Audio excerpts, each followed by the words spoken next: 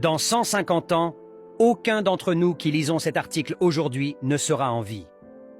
70 à 100% de tout, ce pourquoi nous nous battons actuellement sera totalement oublié. Soulignez le mot « totalement ».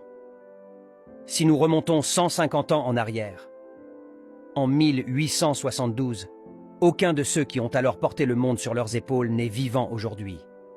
Presque tous ceux qui lisent ces lignes auront du mal à imaginer le visage de qui que ce soit à cette époque. Faites une pause et imaginez comment certains d'entre eux ont trahi leurs proches et les ont vendus comme esclaves contre un morceau de miroir. Certains tuaient des membres de leur famille juste pour un lopin de terre, des tubercules d'igname, des coris ou une pincée de sel.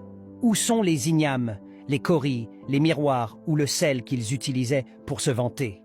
Cela peut nous sembler drôle maintenant, mais c'est à quel point nous, les humains, sommes parfois stupides, surtout lorsqu'il s'agit d'argent, de pouvoir ou d'essayer d'être pertinent.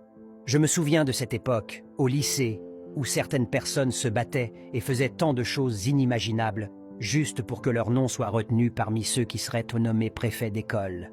Préfets d'écoles ordinaires. Mais aujourd'hui, personne dans cette école ne se souvient que j'y ai été scolarisé malgré ma popularité à l'époque. Maintenant, imaginez ce qui se passera après 150 ans. Même si vous prétendez que l'ère d'Internet préservera votre mémoire, prenez Michael Jackson comme exemple. Michael Jackson est décédé en 2009, il y a tout juste 13 ans. Imaginez l'influence que Michael Jackson avait partout dans le monde de son vivant. Combien de jeunes d'aujourd'hui se souviennent de lui avec admiration, même s'ils le connaissent? Dans 150 ans, son nom, une fois prononcé, ne sonnera plus grand-chose pour beaucoup de monde. Prenons la vie tranquillement. Personne ne sortira vivant de ce monde. La terre pour laquelle vous vous battez et pour laquelle vous êtes prêt à tuer, quelqu'un l'a quittée. Cette personne est morte, pourrie et oubliée. Ce sera aussi votre destin. Dans 150 ans, aucun des véhicules ou téléphones que nous utilisons aujourd'hui pour nous vanter ne sera pertinent. Biko, prends la vie doucement. Laissons l'amour guider. Soyons vraiment heureux les uns pour les autres. Pas de méchanceté, pas de médisance, aucune jalousie, aucune comparaison.